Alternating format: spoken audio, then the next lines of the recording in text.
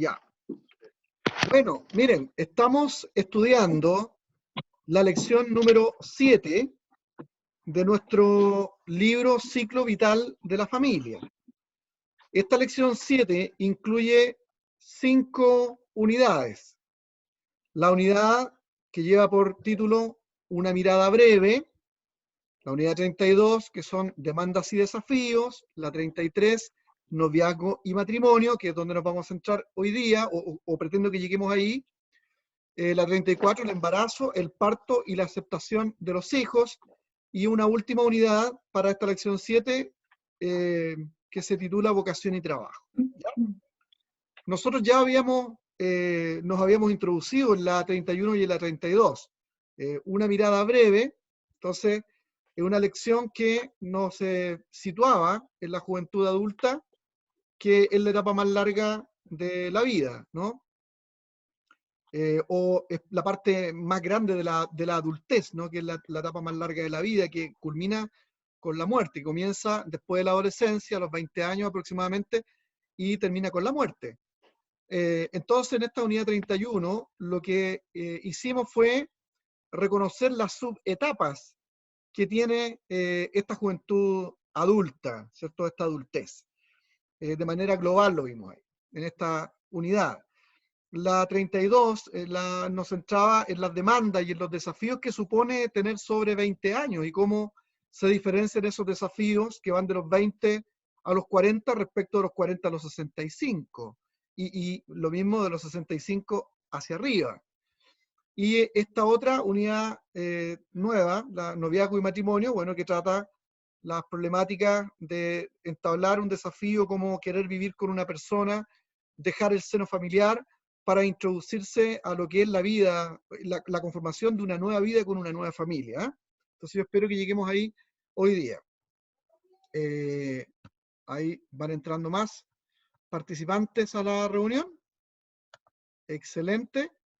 Entonces vamos a echar una repasadita de las unidades que vimos la semana pasada.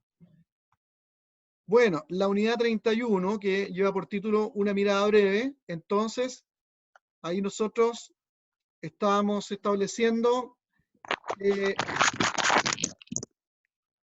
en esta etapa nosotros encontramos problemas que se alejan de cambios físicos y se enfocan más bien en desafíos relacionados a la autonomía de la persona, a la vocación, a la familia, a la salud y posiblemente a la soledad, si es que uno ha decidido no casarse.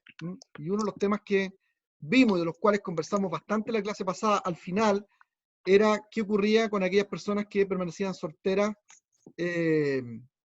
ya luego después de los 40 años y no decidían no casarse. Pasamos un tiempo hablando de eso y sobre todo que en las iglesias no estamos trabajando con ese grupo, le damos muy poca importancia. De hecho, hay cierto estigma dentro de las iglesias al mirar a personas que han decidido no casarse, como personas que tal vez no son tan maduras, que no han tenido la capacidad de moldear el carácter para poder vivir con otra persona, pero el caso es que como sea, no se les da tanta confianza, no se les mira bien. No hay espacios para ello y al mismo tiempo se les pone un estigma en sí. Bueno, entonces estos son los desafíos que se enfrentan en la edad adulta, ¿no? Si antes nosotros de los 18 años, la idea era poder tratar de diferenciarnos de nuestros padres, luego de los 18 años y de los 20 en adelante, cuando llega la etapa de adultez joven, uno empieza ya definitivamente a buscar su propio rumbo, ¿no? Muy bien, y decíamos que estos periodos de subetapas que tiene esta etapa adulta se dividen en tres: la que va del periodo adulto joven, entre los 20 y los 40 años, el periodo de la edad madura, que va entre los 40 y los 65, y el periodo de la vejez o tercera edad, que comienza a los 65 años, que generalmente se ha establecido esta fecha pensando un poco en el momento en que los países desarrollan sus procesos de pensiones, más o menos, que va o varía entre los 60 y los 65 años, ¿ya? Bueno, pero el periodo del adulto joven, decíamos nosotros que es una etapa me refiero de 20 a 40 años, es una etapa de emancipación del hogar paterno, es un periodo donde uno define lo que va a hacer en términos profesionales, es un periodo donde uno decide también si va a formar un hogar y va a tener hijos, entonces es una etapa de grandes desafíos. ¿M? Y también conversamos bastante en que este ingreso a la etapa, por ejemplo, de casarse es muy diferente hoy día respecto de hace unos 20, 25 años atrás, que se han ido retrasando esto porque la mayoría de la gente hoy día quiere vivir libre, no se quiere casar, o mucha gente decide eso, y los que se casan más tarde, y los que deciden tener hijos lo tienen más tarde también. ¿Ah? Eso respecto del periodo que va entre los 20 y los 40 años. Luego, el otro subperiodo de la edad madura comienza cuando el hogar paterno ve volar a los niños del hogar. También nosotros lo habíamos estudiado antes como la etapa del nido vacío.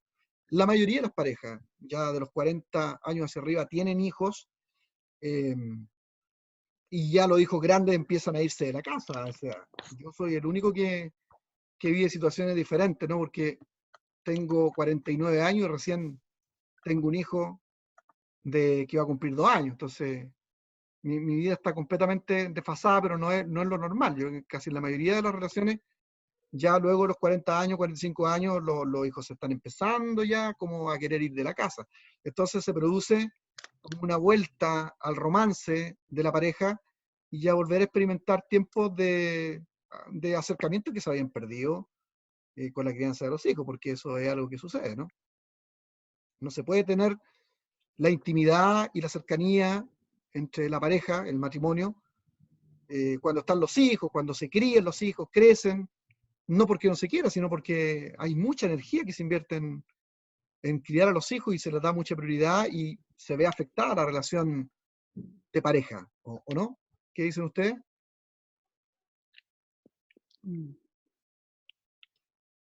¿Qué dice la Bernarda? A ver, ¿qué nos dice la Bernarda? ¿Cómo se vive esa etapa de la crianza de los hijos?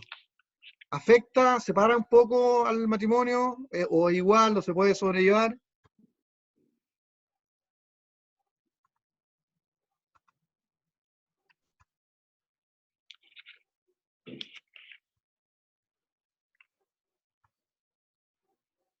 ¿Me escuchan? Sí, ahora sí. Ahora sí, ya. Yo creo que sí afecta, pero todo se tiene que conversar con la pareja. ¿Ya? En mi caso, mi mamá nos enseñó a nosotros, a mí y a mi hermana, de que el marido es primero antes que los hijos. Porque muchas veces nacen los hijos y uno como que eh, toma demasiada distancia con el marido y se dedica solo a los hijos. Entonces, en mi caso, yo tuve esa precaución y lo conversamos también con mi marido, que los hijos acompañan, hermosean la familia, pero no son lo más importante. Así Okay. creo yo, y me ha resultado. Sí, es una mirada un poco más cercana al consejo que hacen los psicólogos hoy día, ¿m? Porque suponen que si la relación de matrimonio está bien, están afiatados, continúan afiatados en su amor, los esposos, entonces están poniendo un fundamento muy fuerte como ejemplo para la crianza de sus hijos. Pero no suele ser así en matrimonios que tienen más tiempo, vienen de más tiempo, porque tú eres también más joven, ¿no? que nosotros. Entonces, Sí. sí, po, ¿No? Y yo tuve mis 3 hijos seguidos, tienen 2 años de diferencia, entonces estaba saliendo de una guagua y venía otra guagua. Y después otra guagua, entonces igual era complicado tener 3 niños chicos y darnos un espacio como pareja. ya, ahí se Pero veía algún tipo de complicación, po, ¿no? sí, sí, pero estaba conversado y tampoco nos sentíamos culpables. Perfecto, En realidad es darnos el espacio que uno tiene con los hijos y el espacio que uno tiene con el marido. Eh, claro. lo teníamos ordenado así, conversado. Pero ahora eso también, Bernarda, no sé si tú me encuentras la razón o no, también tiene mucho que ver con las situaciones económicas que se viven, o los contextos económicos, porque hay hogares donde no se puede tener esa intimidad. Por ejemplo, si una pareja conversa, dice, bueno, a lo mejor no vamos a poder tener la vida de pareja que teníamos antes que llegaran los niños, no va a ser tan fuerte, sobre todo la parte sexual, que es un componente importante del matrimonio, porque nosotros somos seres sexuales, y sobre todo cuando uno está casado los primeros años. Y uno puede ponerse de acuerdo, como dices tú, bueno, vienen los hijos, vamos a bajar tal vez un poco el ritmo, pero lo vamos a conversar y vamos a buscar el espacio. Ese tipo de acuerdos tal vez no funcionan de manera tan perfecta cuando los medios económicos no permiten tener una casa, los espacios, eh, para la disponibilidad de la vida de matrimonio, sobre todo para la disponibilidad de la vida sexual, ¿no? ¿Cómo lo ves tú? Yo creo que no lo veo por el tema económico. Yo creo que es más cuando la pareja está afiatada y empiezan a llegar los hijos, la pareja está bien al principio, antes que lleguen los hijos, la cosa va a funcionar bien. Pero muchas veces la pareja ya está distanciada ante los hijos y ocupan a los hijos como para Entiendo. hacer una barrera. Yo tengo compañeros de amigos de universidad que seguimos nuestra amistad y tienen hijos chicos y sus hijos ocupan los dos, como que ellos tomaron distancia. No que sea una parte económica, sino que es la crianza también que uno recibe. Yo siempre vi a mis papás, a mi mamá, que mi papá era el primero, nosotros adornábamos la familia, pero tampoco nos sentíamos como desplazados ni nada, sino que era mucho mejor. Yo lo veía más lindo así. Ujú. ¿Y qué piensan los demás? Pastor Milton, ¿usted cómo lo ve? A ver. Ahora, ¿me escuchan? Sí, ¿Me escuchan? sí, ¿Aló? sí. ¿Sí? Pastor, como usted decía, son etapas que uno vive como matrimonio y tiene que aprovecharla en ese aspecto. Por ejemplo, nuestra familia es atípica en este tiempo en comparación a las demás, porque, por ejemplo, nosotros con Marcela tenemos 4 hijos. Entonces, para una familia actual, 4 hijos es, pero ¿cómo pueden tener 4 hijos? O sea, porque efectivamente muchos ven lo que es la parte económica, cómo van a vivir, cómo los van a educar, y pasa un montón de situaciones en la mente de las personas. Entonces, más que una bendición, ven un problema. Pero efectivamente eso no es así. Y eso se va viviendo a la medida que uno va avanzando y va enfrentándolo esto. O sea, la iglesia, la enseñanza cristiana a uno le ayuda mucho. Y efectivamente, que sea, en el sentido de la familia, eh, cuando uno, lo que explicábamos recién, cada uno tiene su lugar y tiene su importancia. Y los hijos son los hijos, la esposa es la esposa. Y ese es lo importante de no sacarlos de ese margen, de ese marco, ¿ya? Porque el amor por la esposa no se puede perder efectivamente por la llegada de los hijos. Esa es la parte primordial.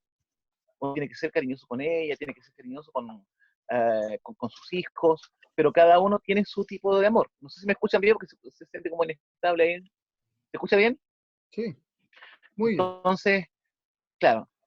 eh, Entonces, la parte, como digo, eh, no sé, yo creo que muchas veces en estos casos, las otras personas ajenas o externas a uno se hacen mucho más problema diciendo, pero ¿cómo van a crear una familia tan grande?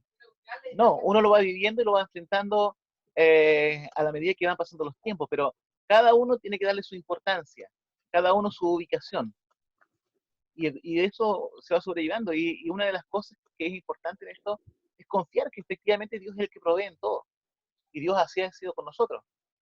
Ahora nuestros hijos ya son grandes, tenemos una hija que ya está casada, tengo 3 hijos que son ya saliendo de la adolescencia, los adolescentes. Nosotros estamos acá ahora en nuestra pieza porque siempre coinciden en nuestra clase, porque ellos están en clases en línea ahora haciendo ejercicio, están los 3 aquí en el living, haciendo ejercicio y un montón de cosas. ¿eh? Y vienen a ver, ya todavía están en clases, se van hay que compatibilizar las cosas, hay que saber guiándolas. Y bueno, y ellos, una de las cosas que siempre también han visto en nosotros, eh, el cariño y el amor por mi esposa, que acaba de llegar, ¿ah? Ahí, no sé qué. Sí. Ahora, eh, nosotros siempre somos cariñosos, nos abrazamos o andamos de la mano, o sea, demostramos nuestro cariño delante de ellos también. Y eso es importante, que ellos también lo noten, que eso que vean, que en un matrimonio la unión y el amor entre los papás es importantísimo. Hay Ok, muchas entonces cosas que se van. más que los problemas económicos, digamos, que pudieran afectar en esa relación, como dice Bernarda, tiene que ver con la capacidad que tenga la pareja de tomar acuerdos en el proceso de crianza y en las dificultades o los obstáculos que van a enfrentar como pareja, ¿no? Claro, es la forma como uno va efectivamente criando a los hijos. Una de las cosas, por ejemplo, no contradecirse frente a los hijos. Puedo tomar una decisión y lo enfrento con los hijos y puedo estar, y ella se da cuenta que, no sé, como que yo la miro y dice, no está de acuerdo, pero delante de los hijos no me va a contradecir, pero después lo podemos conversar, ¿entiendes? Claro, Pero y uno con el tiempo, ya con los gestos, uno ya sabe eh, lo que uno va a hacer, la opinión que va a hacer, qué medidas va a tomar, si está de acuerdo o no está de acuerdo. No necesitan una palabra para ya saber hacia dónde va el rumbo que uno va tomando, o si está de acuerdo o no está de acuerdo. perfecto, Claro, ¿qué piensa el otro, justamente? perfecto. Uno se Muy conoce, se va bien. conociendo. Pero son entonces estos los desafíos que implica el cambio de estado, de ser adolescente a ser una persona joven adulto y aceptar el desafío de tener hijos, ¿no? De cambiar de estado de soltería al estado del matrimonio, es un estado completamente distinto, ¿no?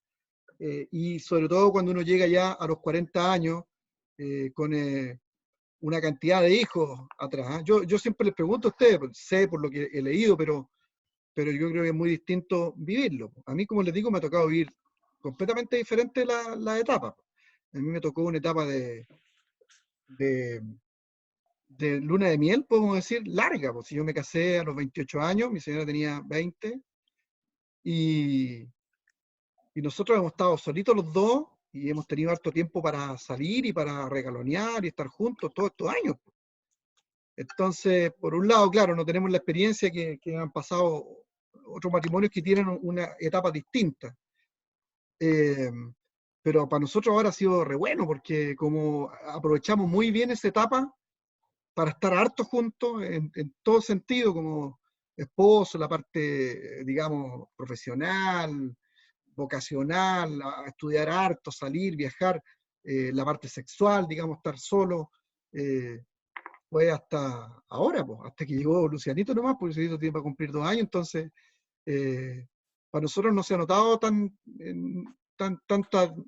complicado, digamos. ¿Mm? No sé si me explico, ¿no? Eso. Bueno, eh, en esta etapa de la cuarta década, ¿verdad? Uno también comienza a experimentar otras cosas, decíamos en la clase pasada, y que tiene que ver con la salud. Después de los 40 años, uno se da cuenta que no tiene el mismo rendimiento que tenía en la etapa de adulto joven, ¿cierto? O sea, de los 20 hasta los 40. En la etapa madura, o sea, de los 40 hasta los 65, uno sí no empieza a notar cambios físicos. De eso hablamos también en la clase pasada. Porque nada funciona igual. O sea, creo que yo le decía a ustedes que hoy, después de los 40 años yo me empecé a dar cuenta que no podía jugar un partido de fútbol como me lo jugaba antes. O sea, es completamente distinto. Y claro, en este libro se nos explica que el momento de mayor brillantez física está a los 25 años. O sea, entre los 20 y los 40, a los 25, 30 años, la persona tiene su mayor despliegue físico. ¿Eh? Es más inteligente, más rápido, más activo. Pero la diferencia es que en esta edad de la época madura, ya o sea, de los 40 a los 65, la persona tiende a ser más productiva en otras áreas. O sea, eh, logra sacarle partido no solamente a todo lo que ha aprendido en términos físicos, sino también en términos intelectuales, vocacionales, las experiencias de la vida, y es donde uno está más maduro para hacer cosas que perduren. Por eso yo les decía que esta es la etapa para hacer grandes proyectos, porque uno está maduro. O sea, una etapa para hacer grandes proyectos no es a los 20 años, porque uno puede cometer muchos errores, tiene mayor riesgo de fracasar de una manera muy abrupta. Pero cuando uno inicia un proyecto a los 40 años está bastante más maduro. ¿M? Y también pasa lo mismo con el físico, porque uno ya se da cuenta que tiene que cuidar el cuerpo desde los 40 años arriba. ¿M? Entonces, creo que a ustedes les comenté que a mí me pasó, yo por ahí por los 44, 45 empecé a tener problemas a los manguitos rotadores, porque yo estaba acostumbrado a pegarle al push y a pegarle patadas y cosas fuertes y creerme lo que no soy, ¿cierto? Y me lesioné en los mangos rotadores un par de veces, tuve años con problemas con el traumatólogo, y también me hice una lesión a la cadera por pegarle patadas al push. Yo ya a esta altura me di cuenta que yo no voy a rendir físicamente igual que como rendí antes. Entonces, es una etapa madura en todo sentido de la palabra. Uno entiende cómo es su cuerpo, uno entiende cómo es su cabeza, uno entiende qué proyectos tiene, cuáles puede hacer y cuáles no puede hacer. Porque uno sabe que de los 40 años en adelante, que uno no tiene todo el tiempo, que uno tiene que escoger bien lo que va a hacer. ¿Me entiende la idea? No es igual, cuando uno tiene 20 años uno piensa que uno puede ser todo, puede ser astronauta, puede ser escritor, puede tener una empresa, pero después de los 40 años la madurez le enseña a uno que uno tiene que empezar a enfocarse en cosas en las que uno va a poder, que va a ser productivo, que van a servir realmente y las que uno va a lograr. Pues. Entonces, en todo sentido es una etapa de madurez, o sea, de los 40 a los 65, ¿cierto? Y de los 65 arriba, bueno, ahí se empieza a notar más el deterioro de tipo físico. Entonces empiezan las enfermedades que nosotros decíamos crónicas. Hoy día, con el avance de la salud y de las políticas públicas, nuestros adultos mayores están súper mejor protegidos que antes, ¿no? Porque se controlan mucho la presión arterial, el tema de la diabetes. Hay programas de políticas públicas que nosotros ni imaginamos tener hace 20 años atrás, que existen en los países incluso en vía de desarrollo como el nuestro. Y nosotros también estamos aventajados en la región porque somos considerados un país que con todas sus deficiencias tiene un buen sistema de salud comparado a otros países de la región, me refiero de América Latina. Nos vamos a comparar con los países nórdicos, ¿cierto? Otros países europeos, ¿ya? Ok, y llegamos entonces luego a la siguiente unidad, la unidad número 32, que ya nos hablaba de las demandas y los desafíos que tenemos en estas subetapas que nosotros estamos estudiando, ¿no? Y claro, decíamos nosotros que las demandas de la edad entre 20 y los 40 años tienen que ver con despegarse de la familia, hacer una familia propia, buscar una posición en el trabajo, tener un desarrollo dentro de la comunidad, la que uno ha elegido que va a ser la comunidad de uno, la formación de las amistades y cultivar la confianza en uno mismo. Y por supuesto, enfrentar el desafío de casarse si es que uno se va a casar entre los 20 y los 40 años. Y luego, en la subetapa siguiente, en la cuarta década de la vida, entonces uno, como les decía yo, empieza a buscar desafíos que uno logre cumplir, pero uno va a ser más productivo, va a tener mucha energía en esos proyectos, uno tiene hartos intereses, a pesar de que uno sabe que no lo va a lograr todo, pero uno tiene muchos intereses y le gusta bastante el esparcimiento. Yo utilicé como ejemplo a ustedes mismos ahí en Aprevir. Es un ejemplo lo que ustedes hacen, porque ustedes están viviendo esta etapa de la madurez, de los 40 a los 65, y las que pueden estar un poquito más para arriba, ¿cierto? Que se han plegado ustedes también, que se ven más como de la etapa anterior y no de la después, porque viven tomando café, no estoy criticando, al contrario, encuentro muy bueno eso. A ustedes se les ve siempre tomando café, saliendo, disfrutando, estudiando, tomando un curso, ayudando a la iglesia, muy contenta. Es impresionante la cantidad de proyectos que ustedes se ponen encima que les han hecho muy bien. Entonces, son el mejor ejemplo del partido que se le puede sacar a la etapa madura, ¿o no? ¿Qué me dice Pastora Janet sobre eso? Sí, en realidad eso ayuda bastante, porque si uno piensa, tiempo atrás, la mujer de esta edad se encerraba en casa y como que empezaba a decaer físicamente todo, y se iba hacia abajo. No tenía como esa fuerza, ese ánimo que hay en la mujer de ahora, de nuestra edad, que tratamos de buscar cosas que hacer. No sumirnos en la tristeza, amargarnos porque ya los hijos se fueron, o porque ya estamos solos, no, al contrario, buscar formas, qué hacer para poder salir adelante. Me encuentro que esta Sí. es una etapa súper linda, yo la disfruto mucho. Sí, se les nota, y se les nota un montón, ¿ah?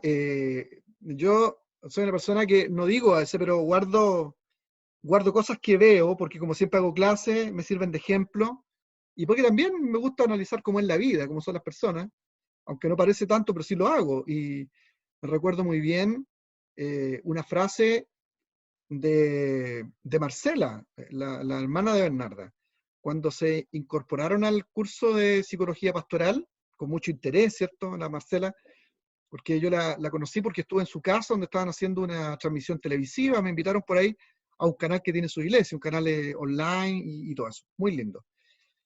Y yo le conté un poco, porque ella quería estudiar y le hablé esto y se entusiasmó y se inscribió inmediatamente la Marcela, y cuando llegó al curso, con toda la expectativa que ella tenía, las frases, porque yo le dije, son todas pastoras, hay un pastor también ahí que está estudiando psicología pastoral, y la frase de ella a mí me impactó, porque ella dijo, oh, dijo, yo quedé pero es súper impresionada de las pastoras, dijo.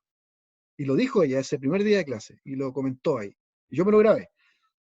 Porque no, son súper buena onda, todas conversan, participan, evidentemente, porque la gente tiene una percepción distinta de esta etapa, sobre todo la gente evangélica, ¿ah? Porque la iglesia evangélica nos ha hecho muy bien, pero también nos ha hecho muy mal. Y retomo eso que dice la pastora Janet, porque una persona sobre 40 años en la iglesia, seamos honestos, antes, ¿cuál era el concepto?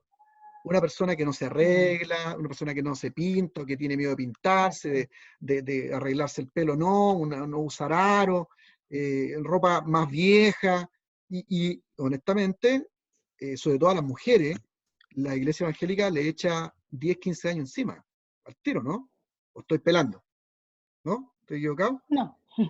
Claro, entonces, y el caso, por ejemplo, ustedes como Apreviv, y lo digo esto con mucha pureza y con mucha limpieza de espíritu, ustedes son un ejemplo, todos ustedes se ven bonitas, se arreglan, no solamente se ven bonitas, digamos, en términos de personas, sino ustedes también se ven bonitas externamente, siempre arregladitas para su esposo, cuidándose, eh, muy bien, ¿cierto?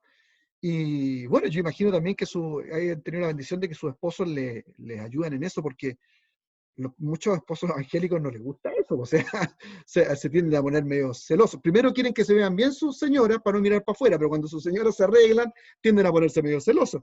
En este caso no ha sido así, el pastor Milton hasta participa con Apreviv, siempre está apoyando a la pastora Marcela, entonces es una manera muy buena de aprovechar esta etapa de madurez, porque es una etapa de brillantez. ¿Ah?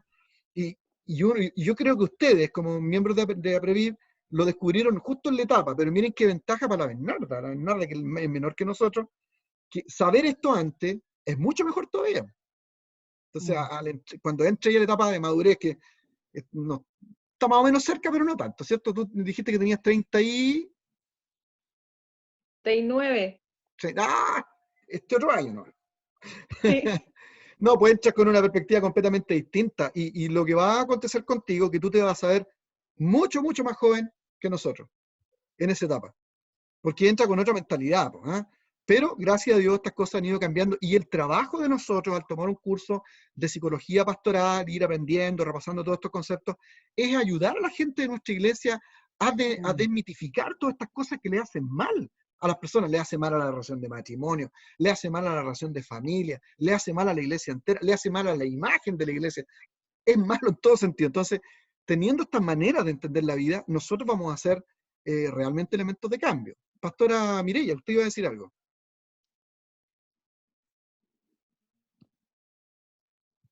No, profe, estaba escuchando y confirmando con mi cabecita lo que decía Janet y confirmando lo que dijo Marcela.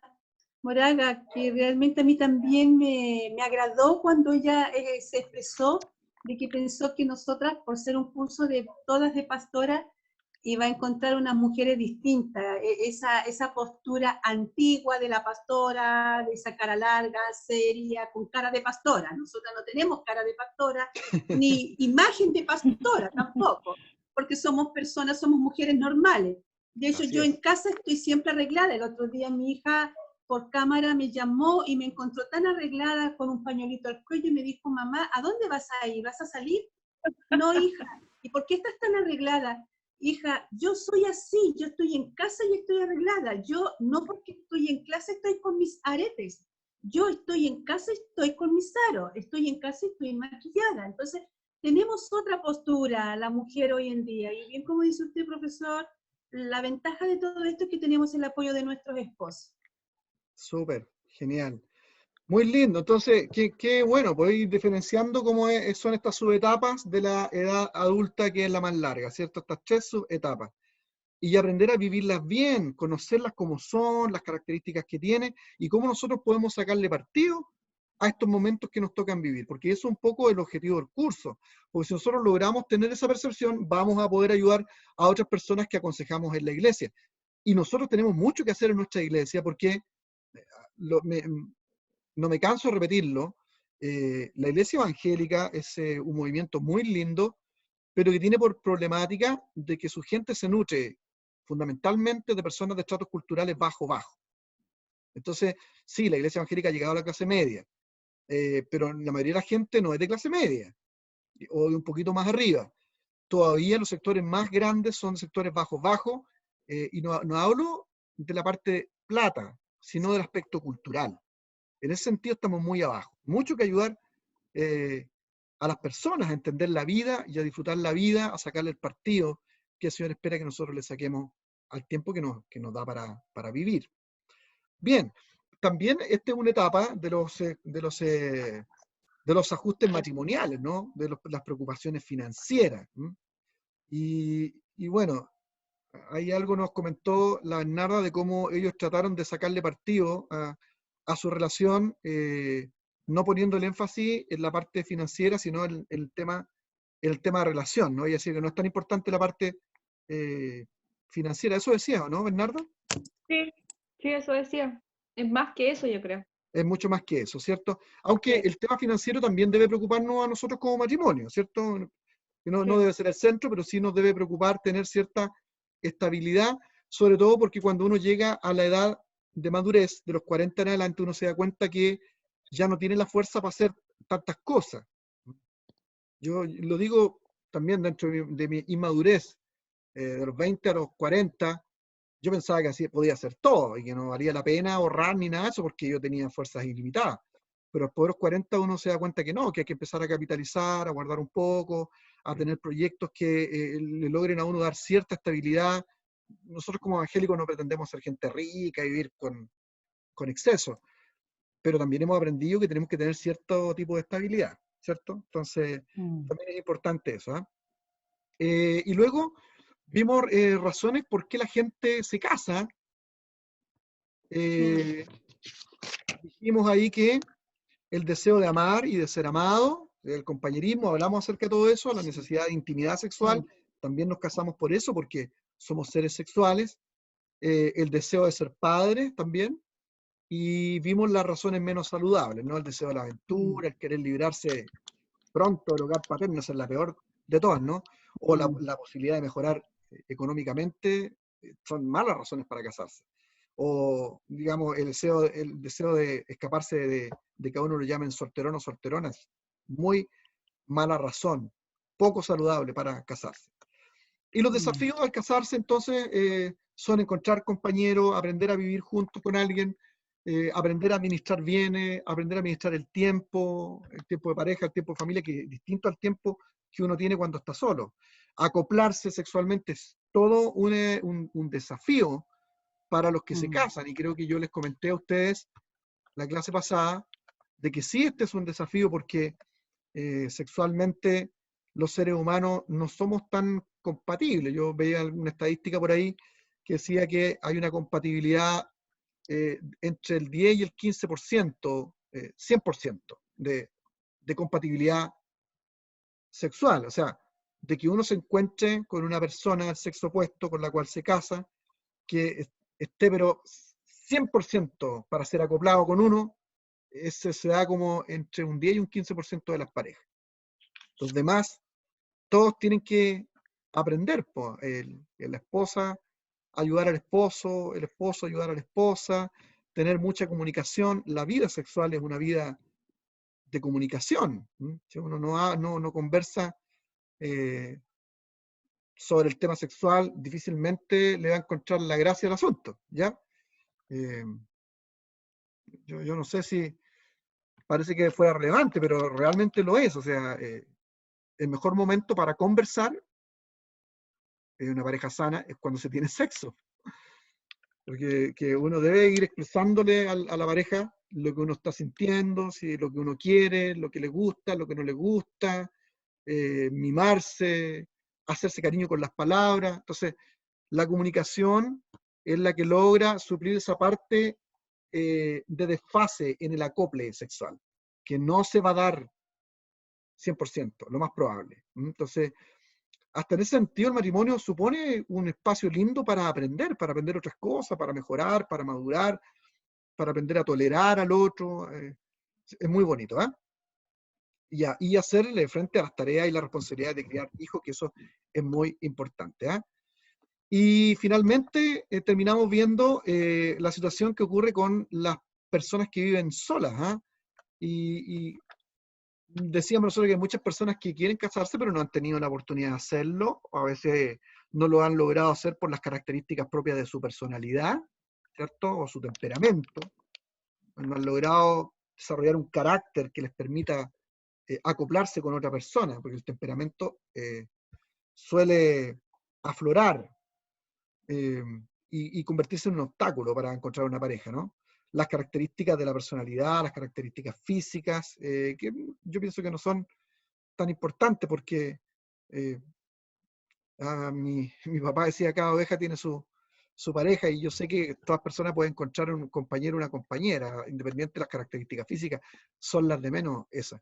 Yo creo que más tiene que ver con el temperamento que uno logra afinar o no con otra persona, y el deseo que uno tenga realmente de vivir con otra persona. Hay gente que decide finalmente vivir solo, ¿no?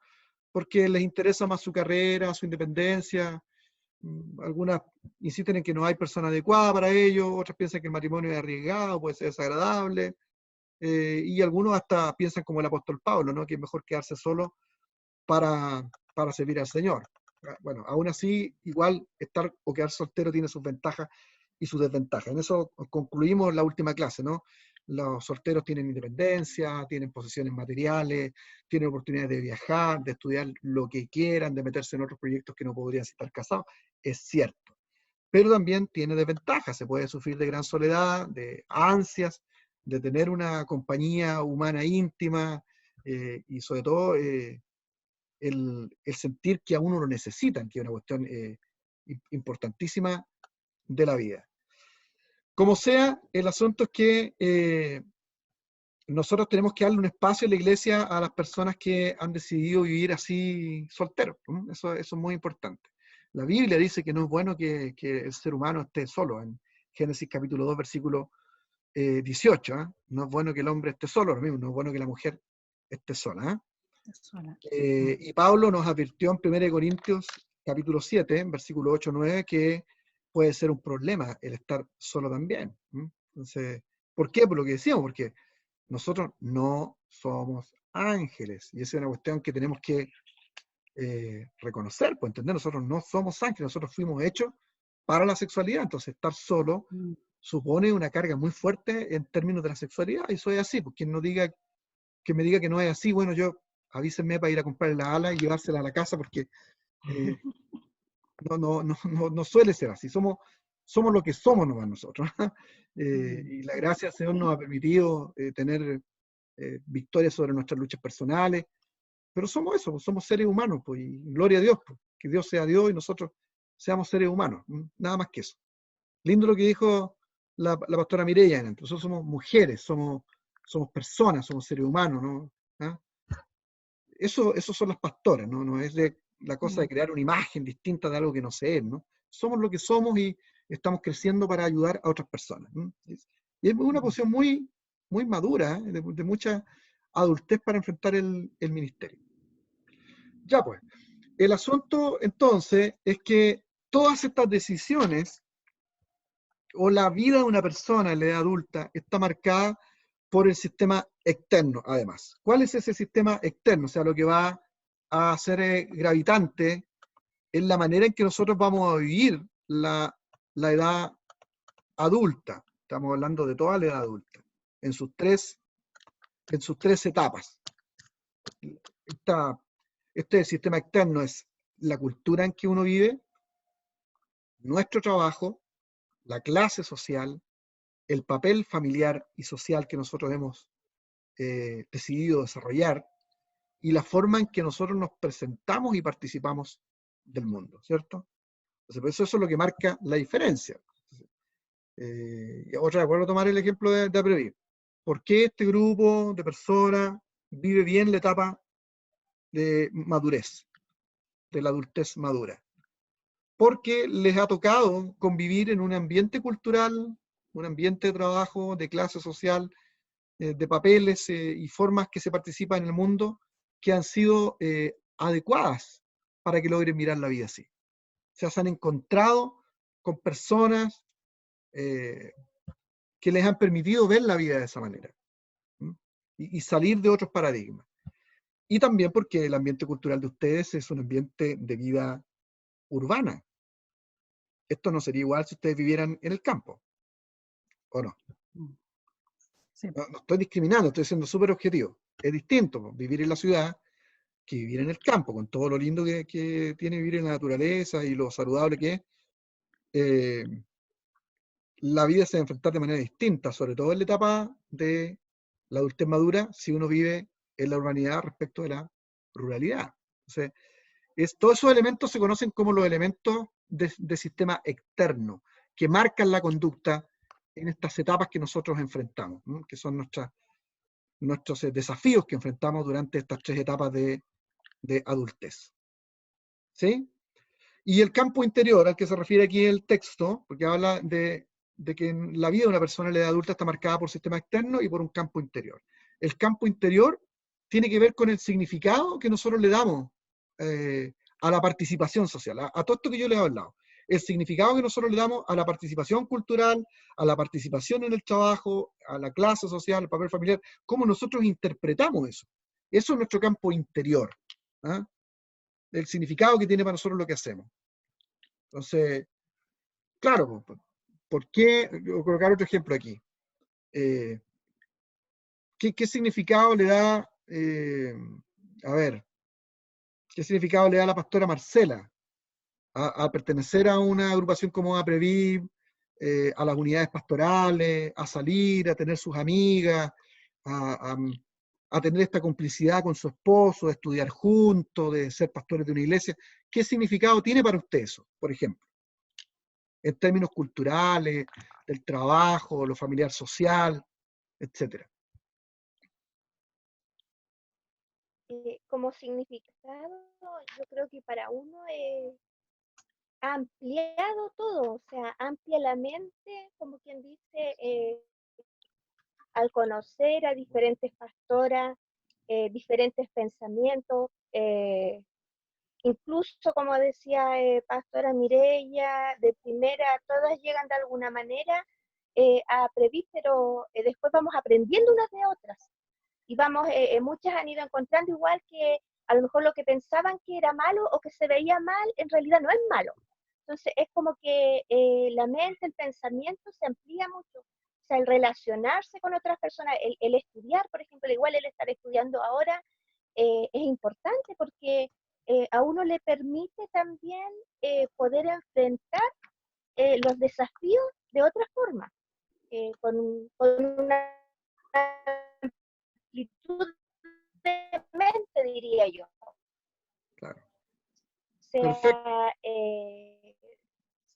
trasciende como la palabra emocional, en el mismo trato, en el hablar o el expresarse uno aprende mucho, en realidad tiene mucho significado el poder relacionarse con diferentes personas, de diferentes medios también, porque Súper. así nos toca relacionarnos así como con profesores, con nuestros pares, con jóvenes, con gente del medio también, que muchas veces nos piden entrevistas o nos piden sugerencias, entonces uno aprende mucho. Tiene un buen... Sí, muy No sé bien. si se escuchó lo que hablé. Sí. Yo pienso que usted escribe de manera perfecta lo que es el campo interior. Y ese campo interior, cómo juega de papel, de relevancia, a la hora de enfrentar nuestra vida y de estos procesos de cambio que se dan en la vida adulta, ya sea el adulto joven hasta los 40, de los 40 a los 65 la madurez, ¿cierto? Y luego de los 65 en adelante el adulto mayor. Porque fíjese que usted está hablando de cuestiones que tienen que ver con las razones por las cuales usted hace algunas cosas, se junta, desarrolla y decide. Entonces usted estudia porque esto me hace bien, yo conozco personas, mejora mi capacidad mental, me siento bien físicamente. Ese es el campo de interioridad al que se refiere el autor aquí, que le permite a usted relacionarse bien con el mundo y con su edad. Es salud, ¿no? Es desde la salud. Muy bien, excelente. Ok. Vamos entonces a la unidad número 33, noviazgo y matrimonio. Ahora, al ir asentándose los problemas personales de la adolescencia, hay suficiente seguridad interna para entablar relaciones con otras personas, ¿cierto? Y sobre todo esto se va a dar en la etapa entre los 20 y los 40 años. Las personas se enamoran y deciden si van a contraer algún tipo de relación estable. Y el autor nos dice aquí que lo que pasa probablemente es que las personas antes de casarse se enamoran varias veces. Se enamoran y se desenamoran. ¿Ya? Se enamoran y se desenamoran antes de casarse. Y estas rupturas, ¿cierto?, de relaciones se deben a la falta de madurez de ambos individuos o a tratar de descubrir si la relación que tienen conviene o no conviene. Y no es malo eso. Eso es lo que plantean estos autores. ¿Ya? Ve la etapa de noviazgo y de búsqueda, incluso los rompimientos de relaciones, no los ve como algo negativo, sino que los ve como parte de la búsqueda de encontrar la compatibilidad necesaria para enfrentar de manera exitosa un matrimonio. ¿Ya? De esto hablamos nosotros en otras clases pasadas, ¿no? En la iglesia evangélica se ha visto mal eso y por eso es que como que se recomienda que las personas tengan un solo novio, pololo, polola, como quieran llamarle, y con esa persona se case. Pero desde el punto de vista de la psicología, estas relaciones son intentos de, o sea, no intentos, sino que son aprendizaje para lograr encontrar la persona con la que uno se va a afiatar. Lo único que se recomienda es tener cuidado que en ese proceso de conocer otras personas que a uno les puedan gustar o tener proceso de enamoramiento, no pasen a relaciones que son distintas, que son ya de tipo íntimas. ¿Y se acuerdan que hablamos del concepto del petting hace unas clases atrás? Que eso es lo único que uno debería intentar evitar. ¿Se acuerdan a qué se refiere el petting? ¿Alguna de ustedes quiere recordarnos, ayudarnos un poquito? Doy la oportunidad para que recuerden eso. Lo que estoy diciendo es que no está mal desde el punto de vista de este estudio. Yo respeto si en su iglesia tienen otro punto de vista, pero nuestro estudio dice que no sería malo todo esto de tener noviazgo porque son ensayos para encontrar el camino hacia la compatibilidad con una pareja definitiva. Lo que sí habría que evitar es que ese tipo de noviazgo sea insano, o sea, que tenga elementos de intimación, como ya de tipo petting, ¿no? Y ahí investigamos ese concepto y lo compartimos durante esa clase. ¿Me lo recuerdan, por favor? A ver si estamos aprendiendo algunas cosillas.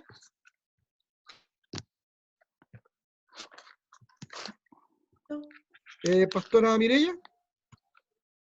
En la práctica sexual de las caricias sin penetración. Tiene que ver con eso, con una intimidad sexual solamente de caricias, sin el acto mismo, sin la consumación del acto. ¿Sí? Perfecto. ¿Está bien o no? Sí, es un concepto. Respuesta simple. Sí, sí, muy, muy bien, excelente. Es un concepto inglés, ¿cierto? Y que expresa de que las caricias erógenas deben ser consideradas como parte del acto sexual. O sea, un acto sexual no es simplemente cuando hay penetración, sino que el acto sexual, y de hecho para que sea pleno, satisfactorio, agradable, tanto para el hombre como para la mujer, sobre todo para la mujer, porque la mujer es más sensitiva, no nos olvidemos que todo el mundo de la mujer es un mundo interno, desde su propia sexualidad, o sea, desde niñita, las mujeres no se ven sus órganos sexuales, sienten, ¿no? Están hechas por la naturaleza para sentir, porque no se ven sus órganos sexuales. El hombre, desde que el niño se ve sus órganos sexuales. Entonces, el hombre es más visual. En lo sexual también por lo mismo. La mujer siente, porque no se ve sus órganos sexuales. Es más interior. Entonces, la mujer necesita de más estimulación, de más caricia, para poder estar preparada para un acto sexual. Entonces, las caricias erógenas, de estimulación, son parte de la relación sexual. Hasta incluso los besos apasionados pueden ser una manera en que las mujeres ya comiencen a tener sensaciones erógenas. Porque la mujer, yo le decía a usted, a diferencia de nosotros los varones, que somos una roca, una piedra fría, helada, malvada, ¿cierto? No tenemos, no sentimos ni cosquilla cuando nos hacen caricia a ustedes. Entonces les decimos a ustedes que muy encachados, no es mentira. Nosotros solamente sentimos sensaciones erógenas en los genitales, nada más que eso. Pues la mujer no, pues la mujer tiene una cantidad impresionante de una red nerviosa relacionada a sus sensaciones erógenas distribuida por todo el cuerpo, de su cabeza, sus labios, su paladar, todo. Entonces, la mujer tiene que tener mucho cuidado, y un hombre respetuoso, educado, enseñado bien en una casa, en una iglesia, debe tener cuidado con pasar más allá en una relación de noviazgo y de conocimiento de una dama. Entonces es una cosa que también nosotros tenemos que enseñar en las iglesias, que hay maneras de noviazgo. Yo creo que por eso tal vez los pastores, sin saber, pero como cachando, como decimos nosotros, sin tanta educación, pero logran darse cuenta los pastores de que la mayoría de los noviazgos, por esta falta de educación, terminaban siempre en relaciones, o en estimulaciones sexuales, porque no se les enseñaba de esta manera. Ahora, si uno le enseña esto a los jóvenes de la iglesia y a las parejas, entonces claro que uno puede entender que el noviazgo sea bueno, incluso los rompimientos, de que uno conozca a una persona, se enamore y dice, no, esta persona tenía los ojos bonitos nomás, pero no, ni se parece a mí, no tiene ni un interés parecido al mío. Y conoce a otra persona. Entonces, esos son ensayos para poder llegar a tener luego una relación que sea saludable, eso es bueno. Pero siempre y cuando, y eso es lo que le falta a este libro, por eso yo lo toco un poco esto, siempre y cuando ese tipo de relaciones no pase o no llegue a actividades como el petting. Y por eso que nosotros investigamos, ustedes hicieron la tarea para entender este concepto. Entonces, el pololeo, por lo menos cristiano, el noviazgo cristiano, es sano hasta cuando aparece el petting. Ya eso es otra cosa. Y también, ojo, si uno dice, esto es sano para los cristianos, también uno podría decir que es sano para las personas en general, porque si existe el petting en una relación, imagínense gente que no es cristiana, dos pololos no cristianos, se están queriendo, están con toda la fogosidad de la vida, las hormonas están revolucionadas a 100 o a 200, y se empiezan a tocar y usan el petting, y muchas veces tienen miedo, terminan completamente lubricados, hombre y mujer, y luego se van para casa. Eso podría traducirse como una relación sexual frustrada, igual. Entonces, según algunos autores, tampoco es sano. Es sano practicar eso, llegar a esa situación y frustrar la relación en el momento. Entonces, de todas las perspectivas, de todos los ángulos, un noviazgo no es para llegar a ese tipo de intimidad.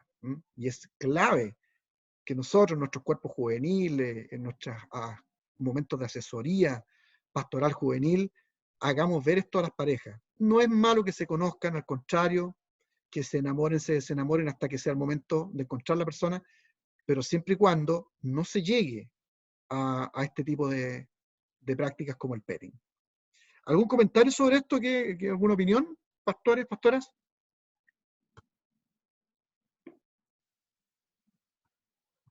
¿Qué pasa dentro de su iglesia? ¿Qué es lo que ustedes ven? ¿Cuál es la experiencia de ustedes? ¿Qué opinan?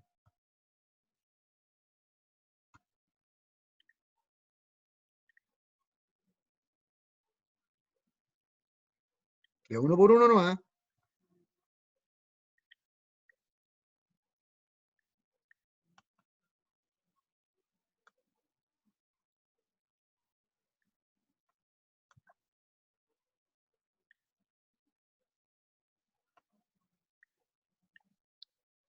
Están calladitos. ¿Ya? ¿Qué pasa en la iglesia? Cuéntenme, pues, ¿cómo se ve esto en su iglesia?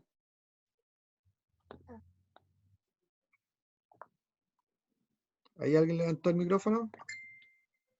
¿Pastor Milton?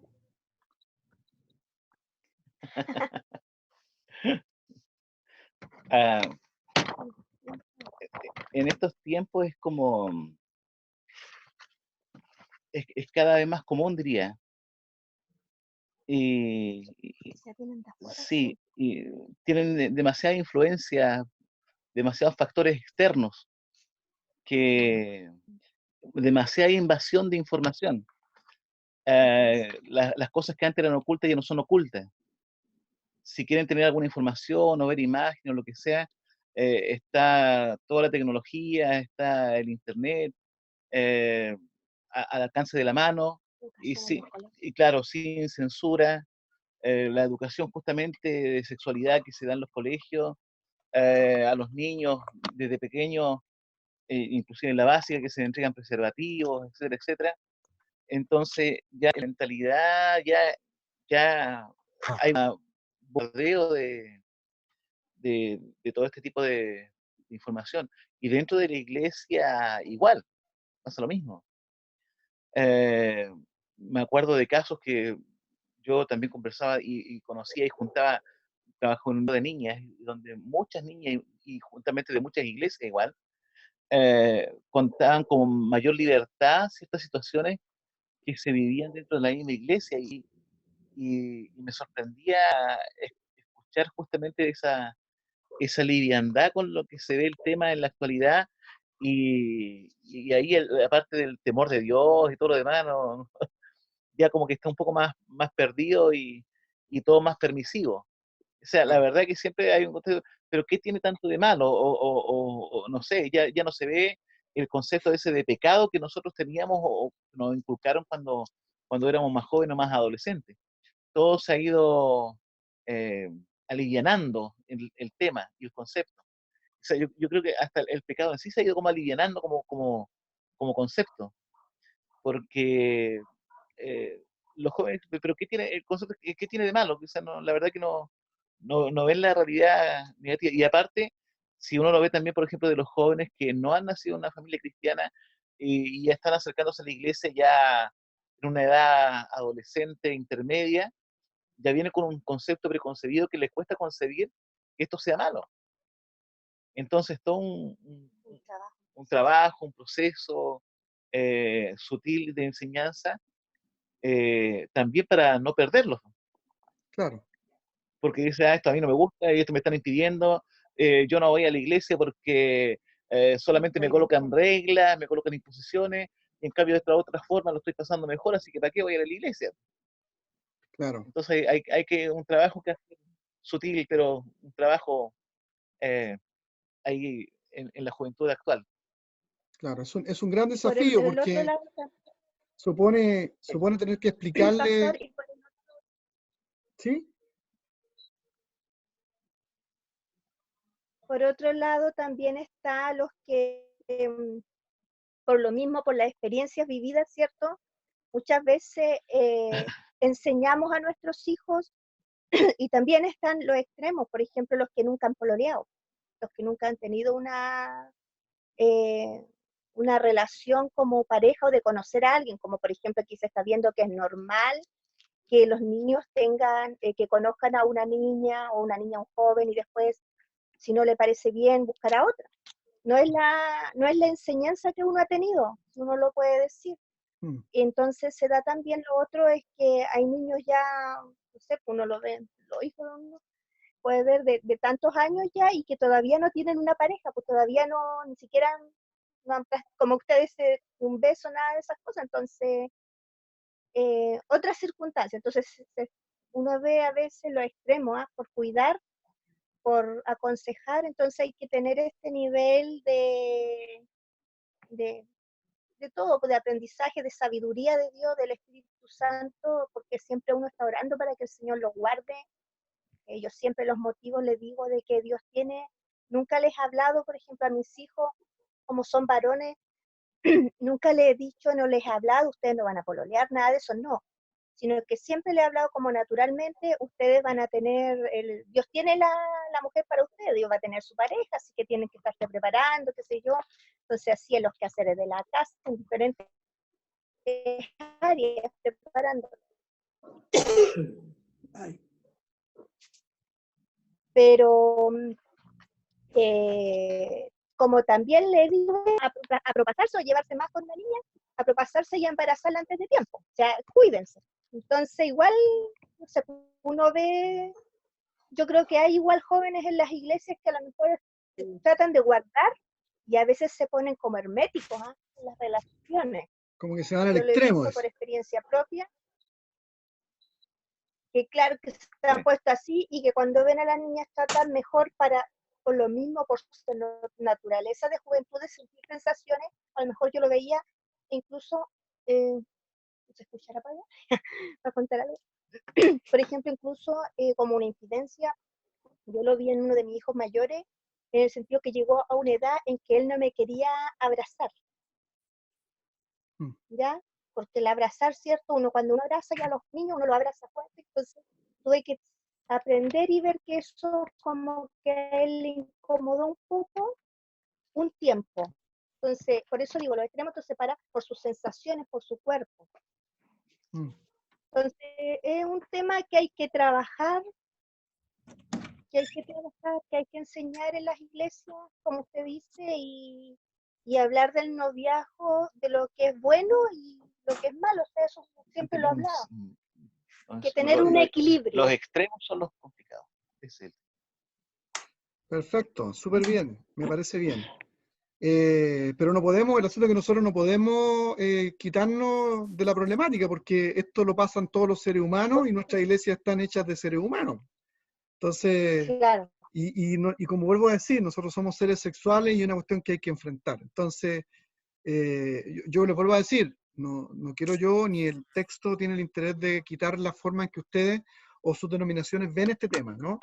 Pero aquí en este texto se nos dice que no sería mal que los niños se desenamoren en el sentido, digamos, no extremo, ¿no? Que conozcan personas siempre y cuando no lleguen a tener algún tipo de grado de intimidad que pueda ser calificado como práctica de tipo sexual.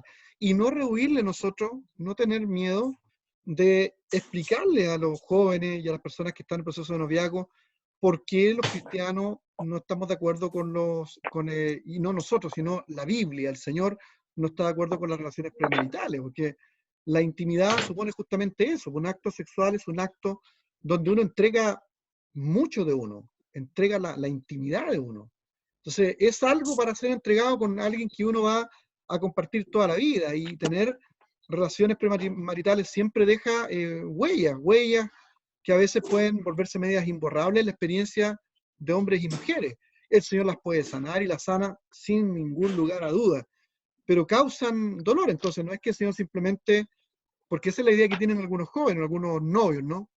Algunos adultos jóvenes también, de que parece que el Señor nos prohíbe porque es mala onda, ¿no? Pues, como el Señor me hace con esta sexualidad tan efervescente, tan brusca, tan fuerte, y después me impide que yo disfrute y tenga placer. No se trata de eso, se trata que está hecha para un tiempo, para un momento, y para compartir con alguien que uno va a consolidar una relación para toda la vida. Entonces, no tengamos miedo de explicarle esto a los novios, que ese es el papel que tiene la sexualidad, y si han cometido error antes, que eso no significa que no puedan volver nuevamente a algún tipo de segunda virginidad. Ese es un concepto que han trabajado mucho los pastores que trabajan con grupos juveniles. Yo me recuerdo que había un evangelista que siempre hacía llamados en las campañas y hablaba de sexualidad, de santidad, y él hacía llamados a segunda virginidad. Decía, yo sé que a lo mejor has cometido un error, que te equivocaste, pero eso no quiere decir que si tú cometiste un error tengas que seguir haciéndolo otra vez. El Señor te llama a la santidad y tú puedes decidir ser virgen por segunda vez, decía, y decidirte de aquí guardarte hasta que te cases. Y yo recuerdo que en esos eventos juveniles eran centenares de jóvenes los que pasaban adelante llorando y rehaciendo votos con el Señor para esperar a tener la persona indicada, entendiendo que la sexualidad es un don maravilloso del Señor que está hecho para compartir con quien nosotros vamos a estar toda la vida o la mayor parte de nuestra vida. ¿Ya? Ok, bueno, hay factores para la felicidad conyugal, ya que uno se ha casado. Bueno, el texto dice que el matrimonio estable y satisfactorio de los padres de ambos novios está relacionado con la felicidad que van a tener los que se casan. O sea, los patrones que nosotros arrastramos de nuestra casa van a tener influencia en la manera en que nosotros vemos el matrimonio. ¿Eso es así o no? Claro, que nosotros miramos cómo les fue a nuestros papás, ¿cierto? Y ahí es donde nosotros tenemos que aprender a extractar lo bueno y lo malo de las experiencias matrimoniales de nuestros padres. Seguramente vimos cosas muy buenas, pero otros no fueran tan buenas, eso hay que cambiarlas, hay que analizarlas a través del conocimiento, a través de la palabra, la buena experiencia. La manera de comunicarse siempre es vital en la permanencia, la salud, el bienestar del matrimonio. Aquí hay un comentario de John Gottman de la Universidad de Washington en Seattle, Estados Unidos, que me parece re interesante y que voy a leer. Ya estamos terminando la clase hoy, ¿eh? La próxima clase volvemos a retomar desde este tema hacia adelante. Pero ya vamos bien. Voy a leer lo que dice Gottman, me parece re interesante. Él descubrió que la gran mayoría de las parejas se pelean. Incluso las parejas más felices, las que él llama Master of Marriage, ¿cierto? No han resuelto el 69% de sus desacuerdos, o sea, se han hecho estudios. O sea, las parejas que les va bien, eso estamos diciendo. A los que la pasan súper bien, son parejas, pero bacanes, son los máster. Los paradigmas. Incluso ellos no han logrado resolver casi el 70% de sus desacuerdos. Encontró que la clave del éxito matrimonial no está en que los matrimonios se peleen o no se peleen, sino en la manera en que se pelean. ¿Qué les parece esto? Podemos terminar con este concepto hoy día. Dice, con gentileza, no se enfadan al punto de poner su corazón a latir más de 95 veces por minuto, pues son estudios que han hecho ellos. Rompen la atención con intentos de desagravio, chistes, expresiones de cariño y proceden a reparar el daño o la ofensa. Gottman se ganó el respeto de la comunidad científica porque logró predecir un divorcio con un 91% de probabilidad por analizar 7 variables en los primeros 5 minutos de un diálogo de desacuerdo de la pareja. Y eso se encuentra en 7 reglas de oro para vivir en pareja de Gottman, ¿cierto? Publicado en Barcelona el año 2001. ¿Qué les parece? Interesante, ¿no? Así que estamos diciendo que Gottman tenía la capacidad que va a tener usted, porque usted va a ser un gran consejero de psicología pastoral, una gran consejera en su iglesia.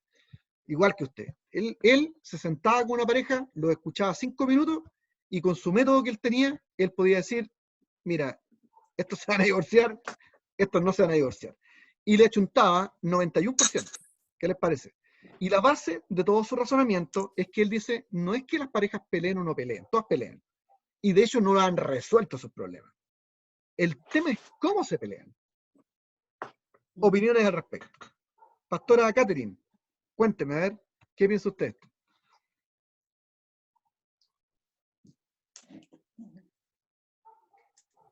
¿De qué de lo que decía el... Goldman, esto de que la cosa no está en que uno pelee o no pelee, sino la manera en que uno pelea. Claro, sí, pues la forma en que puede llevar una discusión, cómo la soluciona, cómo lo resuelve, muchas veces quién da, como decir, su brazo a torcer, Ajá. y ahí, ¿cierto? Quién, bueno, ya tú tienes la razón, yo la tengo, y solucionar las cosas al final. Pues. Yo me acuerdo ya que los días estaba sacando la cuenta que voy a cumplir 30 años de matrimonio. Y bueno, con hartas cosas, alto y bajo, pero de verdad a veces hay que, como se dice, también bajar un poco el moño y entender al otro y ponerse en la posición del otro. Pues, sí. Al final la relación es de dos, no es de uno nada más. Siempre se cree que el que tiene la voz más fuerte es el que manda. Y la cosa no es así. Pues. La relación es de a dos. Pues. Tiene que haber muchas veces un equilibrio en la relación. Lo que pienso yo. Perfecto, genial. ¿Cierto? La pastora Paola, ¿qué piensa de este concepto? La cosa no está en que uno se pelee o no, sino la manera en que uno pelea. La pastora Catherine ya nos ha dado varias luces, ¿no? ¿Cierto? Este tema de que a veces hay que tener el ánimo de bajar, de buscar la conciliación. Son 30 años de matrimonio. ¿Cuántos tiene usted, pastora Paola? 24. Ah. Nosotros tenemos un dicho con mi esposo. Yo llevo 24 años soportándolo a él y él lleva 24 años soportándome a mí. Yo pienso lo mismo que decía la pastora Katy.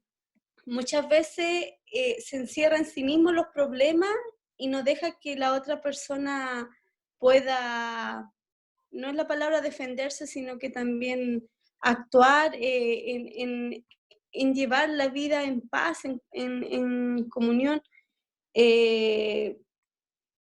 Nosotros sufrimos en la iglesia por un matrimonio que lo veíamos que era feliz, muy feliz, y de la noche a la mañana se acaba su matrimonio, nunca pidieron una consejería pastoral, nunca contaron, nunca vimos que ellos tenían buena economía, situación, estabilidad, buenos trabajos, como se dice, eran un matrimonio feliz, pero después nos dimos cuenta que no eran así, pues. Porque llegó siendo oficiales de la iglesia, llegaron a la separación. Él siempre quiso arreglar su situación, él, el esposo, pero ella no.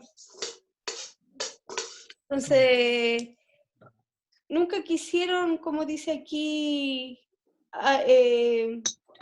conversarse, decirse las cosas, porque yo creo que todo va en la comunicación, pastor, del matrimonio. Esa es la clave, la comunicación, de decirle esto no me gusta, esto sí me gusta, ¿por qué me lo dijiste? No sé, pues se guardan tantas cosas que al final, cuando llega un momento de tomar una decisión, siempre la decisión es fatal. Así lo veo yo en los casos que me ha pasado. Gracias a Dios, yo, como le digo, 24 años soportándonos. Con amor y alegría. Sí, bueno, cuando uno se casa tiene que entender eso porque son dos mundos y yo creo que tanto Catherine como Paola tienen mucha razón. Hay una cosa interesante, en el curso Alfa Matrimonio, que es un curso muy bueno, ustedes lo saben, se utiliza este concepto de diferenciar entre el oír y el escuchar. Yo creo que es como por ahí va el tema, porque una cosa es oír y la otra es escuchar. Entonces, yo estoy escuchando, o sea, yo estoy oyendo ahora la música con la que se duerme mi hijo en este momento, estoy oyendo cómo pasan vehículos aquí en mi población, y la televisión abajo, pero la estoy escuchando a ustedes. O sea, estoy poniendo atención. La escucha es un acto de atención. Entonces, muchos de los problemas que hay en cómo resuelven o cómo pelean las parejas tiene que ver con la forma de escuchar o de oír. O sea, el tema, no, vuelvo a decir, no está en pelear o no. Todos se pelean. Y no se resuelven, el 70% de las cosas no se alcanzan a resolver. Continúa uno siendo distinto, porque somos mundos distintos. El tema es el escuchar al otro. Y escuchar al otro, en Alfa se explicaba muy bien, tiene que ver con una actitud honesta de querer entender al otro. Las personas que oyen cuando discuten y no escuchan, son personas que simplemente están como haciendo entrar el ruido del habla en el oído mientras el otro habla. Pero uno no está ejerciendo la capacidad mental de tratar honestamente, sinceramente, de entender el punto del otro, sino que están esperando el turno para poder decir lo que uno quiere decir. Pero no están haciendo ese ejercicio de querer entender lo que está diciendo el otro. Entonces la escucha en la pelea, en el conflicto, es una de las claves para situarnos dentro de este concepto de Gottman, ¿cierto? De que la cosa es cómo peleamos. Cuando uno pelea, uno tiene que estar dispuesto a escuchar de verdad al otro, de escuchar sus razones. Y si ustedes hacen ese intento, y decirle al otro, mira, yo en este momento no estoy de acuerdo contigo, estoy molesto, estoy molesta, pero te voy a escuchar, te quiero escuchar, quiero que tú me expliques. Y uno con toda honestidad, escuchar, po. Y tratar de razonar, decir, ¿sabes? Mira, no lo había visto de esa manera. En esta parte yo no lo había visto de esa manera. Creo que en esto te equivocas, pero en esto creo que tú tienes la razón. Y usted no se da cuenta cómo baja el conflicto inmediatamente. Entonces no es el tema pelear, porque todos pelean y no resuelven sus cosas, como dice Gottman, hasta un 70%. Pero el tema es cómo se pelea. Entonces, si uno a esa escucha inteligente, a esa escucha bien intencionada, a esa escucha de buena voluntad, le añade, por ejemplo, el cariño, que pone como ejemplo aquí Gottman, que uno le echa una tallita, le baja la revolución, porque lo dice la Biblia. Además, la palabra blanda aplaca la ira, ¿no? Recuerdo que en una oportunidad, yo soy mecha corta, ¿eh? ¿Para qué les voy a engañar? Soy súper mecha corta, yo no parece a lo mejor, pero como soy un poquito arrogante por el estudio que tengo, de repente siento que puedo irme en la dura con cualquiera para discutir, entonces esas cosas igual yo tengo que cuidarlas. Y las lleva uno al plano común de la vida y puede ser un desastre. Y recuerdo que en una oportunidad me di cuenta que estaba muy agresivo yo manejando. Como que me enojaba cuando pasaba alguien por al lado, me hacía alguna cosa equivocada, o me ponía en riesgo, y como que mi señora me decía, pero Luciano, me decía, ¿cómo se llama el pastor? Y traté de calmarme. Y me calmé durante harto tiempo, y recuerdo que en una oportunidad yo cometo un error en mi automóvil, y ya, y cometí el error. Yo me di cuenta que cometí el error, y pasé en el auto, y como me tocó el rojo, paré, y el auto al que yo le cometí ese error se para al lado mío, me baja la ventana, y como me bajó la ventana para hablarme, yo también bajé mi vidrio, y la persona que venía me empapeló, po. No, pues, me dijo cualquier cantidad de cosas. Y yo, pensando en eso, justamente en eso, en que la palabra blanda aplaca la ira, yo no le di ningún argumento. Simplemente recuerdo que le dije, ¿me podría usted disculpar? Yo cometí un error. Me di cuenta que yo cometí un error, pues, ¿me podría usted disculpar? Y la persona quedó blanco. Pero eso no fue lo peor de todo. ¿Sabes fue lo peor de todo? Es que en ese momento, cuando yo le digo eso a la persona y la persona queda como en blanco, veo que aparece la cara de la esposa de él por el otro lado de él, al lado de él, y me dice, hola pastor, me dice, hola pastor Luciano. Yo era una hermana evangélica, y él era un evangélico, un carabinero, porque él me dijo, yo soy carabinero, ¿qué te imaginás lo que hiciste? Entonces, y después que me empapeló, yo le dije, eso no me podría disculpar, usted, yo cometí un error, discúlpeme. Voy a tratar de no hacerlo, pero sí, efectivamente yo cometí un error. Y ahí se cruza y me dice, hola pastor Luciano. Y él la queda mirando a ella, y él se pone colorado y dice, pastor, discúlpeme, no sabía que era pastor. Yo le dije, pero si no importa que yo sea pastor, le dije. El tema es que nosotros tenemos que respetarnos, yo cometí un error, le pido disculpas a usted, nada más que eso. No, pastor, discúlpeme, para abajo. Entonces, efectivamente, la palabra blanda aplaca la ira. Entonces, imagínense eso en el terreno del matrimonio. Porque las explosiones de las peleas matrimoniales pueden ser tan fuertes o más fuertes que esa que yo les estoy diciendo. Entonces, el punto no es si peleamos o no peleamos, si resolvemos o no resolvemos. El punto es cómo peleamos, según Gottman. Y en este sentido, la escucha sincera, la escucha honesta, con el deseo de entender al otro, ¿cierto? Va a ayudar un montón a que esa forma de pelear sea una forma sana, no equivocada. ¿Me explico? ¿Sí? Quisiera una opinión sobre esto. Estamos casi terminando. Yo le pedí al pastor Luis un ratito más, ¿cierto? Para poder yo ponerme al día. Me queda un punto más nomás, como les decía. Van a tener 5 minutos para que se tomen un cafecito y él después se va a conectar para por lo menos saludarlo. ¿Eh? Pero ¿qué piensan de esto, de este tema de la pelea? ¿Alguien más quiere alguna opinión? Opinó la pastora Catherine, muy bien. La pastora Paola. ¿Alguien quisiera decir algo sobre esto? Pastor. Sí, pastora Janet. Sí, es que a mí me hace que Roger tiene mucha razón él, porque yo lo aplico a mi propia experiencia. Mi esposo, como dice usted, pastor, igual es mecha corta. Entonces, yo, por ejemplo, cosas que yo hago cuando él, por ejemplo, está así como medio eufórico, medio como que quiere él decir, yo tengo la razón, yo lo miro y no le digo una sola palabra, lo miro nomás. Después él me queda mirando así y me dice, me excedí, ¿cierto? Me dice, ¿qué crees tú? Le digo yo. Entonces, como que baja su revolución y después dice, ya, ¿cómo era entonces? Ya veamos, ¿qué vamos a hacer entonces? Entonces sí tiene razón, porque la palabra suave o la actitud que uno tenga o los gestos que uno tenga realmente hace que la otra persona baje sus revoluciones. Y le encuentro yo de grande razón acá, porque uno a veces quiere exponer su opinión y la otra persona como que no está de acuerdo con lo que tú dices y como que quiere apoyar, como aplastarte, sí, hace que tu opinión desaparezca y prevalezca la de él. Pero como nosotros estamos actuando así en relación a lo que Dios nos ha enseñado, tratamos, ¿cierto?, a veces de practicar al máximo lo que Dios nos ha enseñado, aunque también a veces, también como en la forma natural que tenemos, también a veces decaemos, no actuamos como corresponde.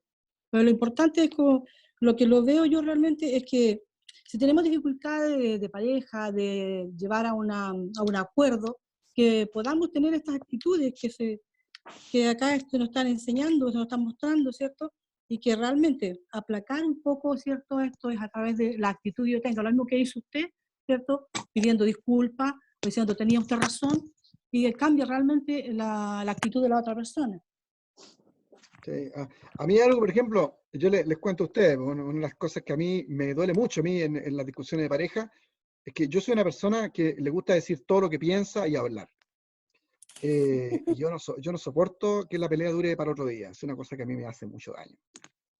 Y mi señora es de la aguantadora, pues entonces me hace daño en eso. Pues. Y yo, por otro lado, daño con los argumentos, porque yo, usted sabe, bla, pues entonces tiendo a ganar. Pues entonces, ahí hemos tenido los dos que aprender eso, o sea, yo tener un poco de cuidado, escucharla mejor, de entender su razonamiento, y ella entender que a mí no me gusta que la pelea quede, hay que solucionarlo ya. Esa es la idea yo, ¿no? No me gusta dejar para el otro día. Ok, entonces, y nos está quedando el tema de la importancia en la relación de matrimonio que tiene el sexo. El sexo, por lo general, el medio ambiente nos ha entregado un concepto negativo del sexo. Lo ha separado del amor, lo ha comercializado o lo ha hecho un asunto puramente sentimental o glandular. Entonces, ese es uno de los grandes problemas que tenemos a la hora de enfrentar la necesidad sexual en el matrimonio. O sea, si uno no entiende que el sexo es para compartir el amor, no solamente glandular, o sea, no solamente el deseo, entonces nosotros vamos a perderle el gusto a estar relacionados sexualmente con nuestras parejas, porque siempre se puede mirar para el lado. Si, bueno, si usted piensa que su esposo la encuentra lo mejor que hay en el mundo, y a mí no me cabe la menor duda, de todas maneras hay otras mujeres lindas en el mundo, y al revés. Entonces esto no tiene que ver con lo glandular o con lo físico, tiene que ver con la relación entre nosotros, con el tema de estar complementados como una sola carne en el sentido literal. Pues. A mí no me parece que no hay ninguna figura mejor en la vida que la que plantea la Biblia sobre el sexo en el matrimonio. Esto de que se unirán y serán una sola carne, porque eso es lo que precisamente pasa cuando dos cuerpos, el cuerpo de un esposo y una esposa, están unidos por su sexo, están completamente pegados en el sentido físico, mental, en la comunicación, en sus intereses, en todo, y eso es bonito. Entonces, cuando se tiene esa idea de la sexualidad y no puramente glandular, física, se puede disfrutar mucho ese momento de unidad alegre entre los esposos, ¿ya? Aquí ha jugado un papel importante también en el mal sexo de las parejas, la posición económica eso también, porque no hay la intimidad, no hay el espacio necesario para poder tener ese tiempo necesario y de tranquilidad, de intimidad, que sobre todo necesita la mujer. El nivel cultural, porque a veces se sabe poco de esto, de cómo se debe llevar una relación sexual adelante, y sobre todo las normas religiosas, ¿no? La religión le ha puesto una sombra negativa a la sexualidad y en muchas iglesias, hasta hace poco tiempo, sobre todo en las iglesias ultrapentecostales, se consideraba que el sexo debía ser relegado a la función de tener hijos. O sea, el sexo no estaba para tener placer, para compartir con el esposo, con la esposa, y han sido elementos que han dañado mucho la relación sexual. Yo creo que eso ha ido cambiando. El tema es que no cambie para mal, o sea, en el sentido de que vayamos al otro extremo, que estemos pensando en puro sexo. Uno prende la tele y la tele ha usado esta idea de que el sexo era mal visto, lo ha llevado al otro extremo, de como que hay que tener sexo y no importa con quién, cuándo, y lo más importante en la vida es el sexo. No es así. Otras oportunidades yo le he dicho a ustedes que desde el punto de vista de los sexólogos que son serios, estoy pensando en el doctor Muré, que es un genio del tema de la sexualidad. Yo recuerdo que mi padre, ya teniendo yo unos 14, 15 años, me permitió leer una enciclopedia de asuntos sexuales que él me dejó, está en mi biblioteca. Es uno de los libros que quiero, por ahí está. Él explica en su libro que el acto sexual en la vida de matrimonio ocupa más o menos un 5%. Eso es lo que ocupa en la vida de un matrimonio. Entonces, y el otro 95% es relación, comunicación, conversación, proyectos en común, consideración. Y uno dice, pero entonces el sexo no importa nada. No, lo que pasa es que ese 5% es muy importante. Y ese 5% adquiere la calidad que debe adquirir cuando ese otro 95% funciona. Cuando uno está tranquilo, estable, o lo más estable económicamente que se puede estar, cuando los niveles culturales nos permiten relacionarnos bien, cuando las normas religiosas no están excedidas, están en su lugar, ¿verdad?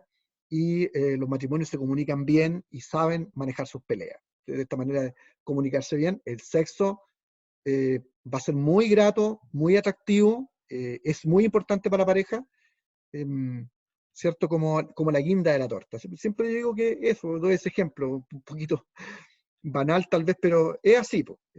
El sexo no es la torta, ¿cierto? La torta es más grande que la guinda, ¿cierto? El sexo es la guinda de la torta, ¿no? Uno lo que se come es la torta, pero díganme ustedes que no es encachado a comerse el marrasquino, ¿cierto? Es encachado, todos quieren comerse el marrasquino que está arriba, ¿cierto? Es la única. Entonces, y lo mismo, po. Toda la vida, ¿cierto? De la pareja es la torta, tiene de todo. Pero ese otro 5% que es el sexo, que es el marrasquino, se disfruta bastante cuando uno ha comido bien la torta. Entonces, es importante eso. ¿Algún comentario sobre la vida sexual, sobre esto, cómo se ve en la iglesia, cómo han visto ustedes la evolución de este concepto dentro del mundo cristiano? ¿Qué me podrían decir para ya ir terminando esta clase y retomamos este tema la próxima clase para seguir con las dos unidades siguientes? ¿Qué me podrían decir? Voy a preguntarle a la pastora Ruth, que viene, ahí la estoy viendo en el video, ¿qué piensa sobre la vida sexual en la pareja? Usted tiene bastante experiencia ya como pastora, hartos años, ¿cierto? ¿Cuántos años tiene usted de matrimonio, pastora María Ruth? Sáquele el micrófono al...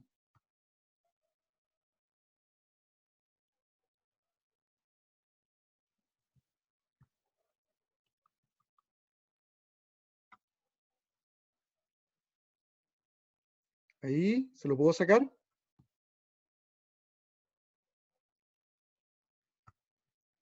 Reiniciar audio. ¿Ahora se escucha?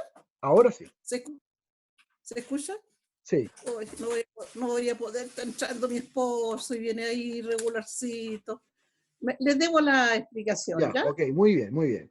Es ¿Quién muy podría? maravilloso, es amplio. Disculpen, No, disculpen. dele cariño nomás a su esposo, porque justamente estamos hablando de eso, de que hay que atender a los esposos y a la esposa, con cariño.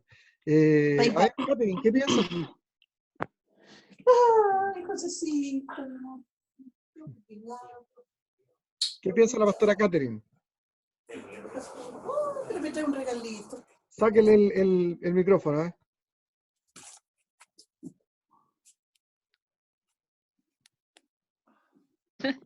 Que también viene llegando José.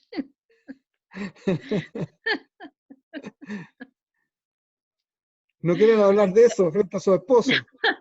Sí, Ya, ¿quién quiere dar sí, alguna me lo opinión llevamos. entonces? Sí, no, lo llevamos bien, sí, pastor.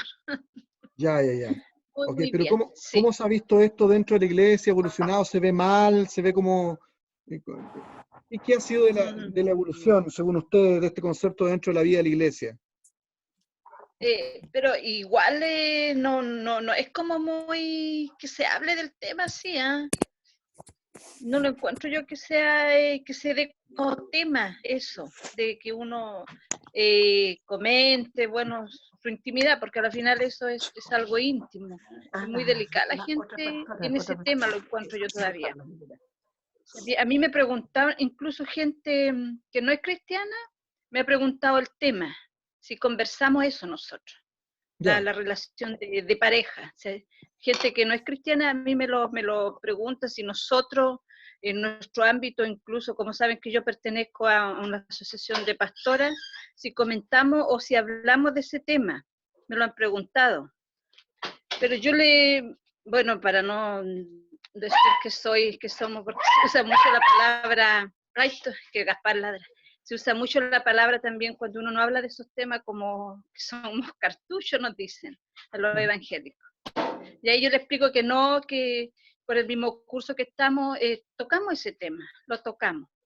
Pero si es la hermandad en la iglesia, yo me he dado cuenta que no lo hablan.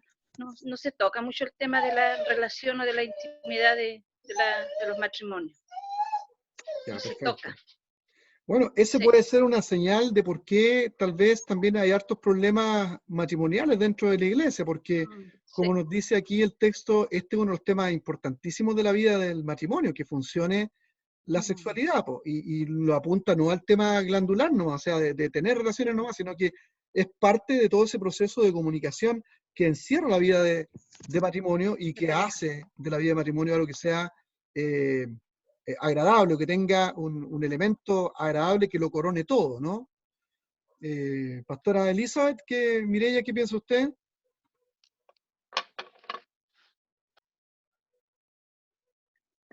Es un poco complicado en breves palabras tocar este tema. Primero, traemos, a ver, una cultura de un tabú con respecto a mencionar este tema al interior de la iglesia.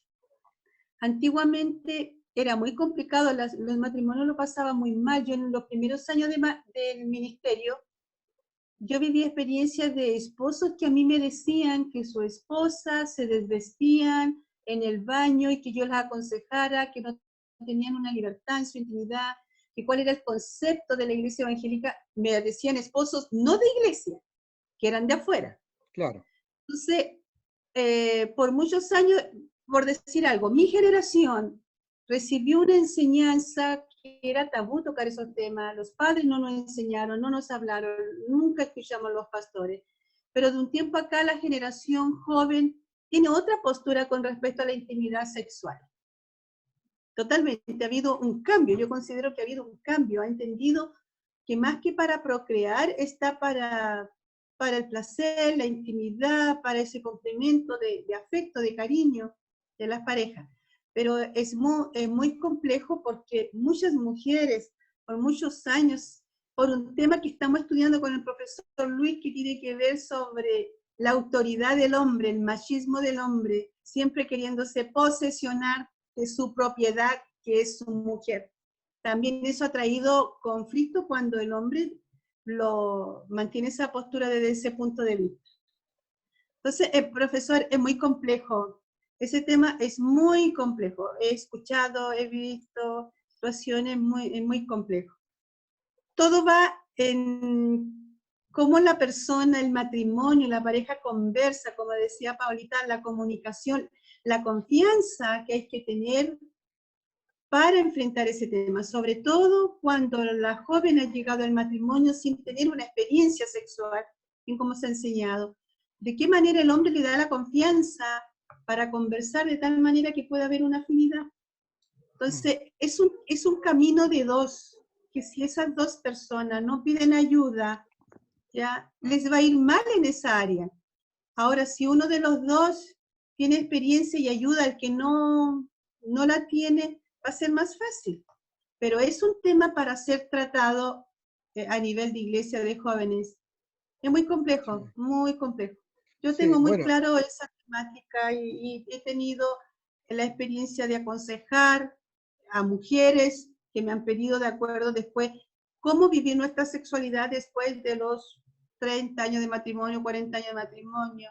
Bueno, y con jóvenes con respecto a lo que usted hablaban del petting, de qué manera vivir esa sexualidad en la adolescencia.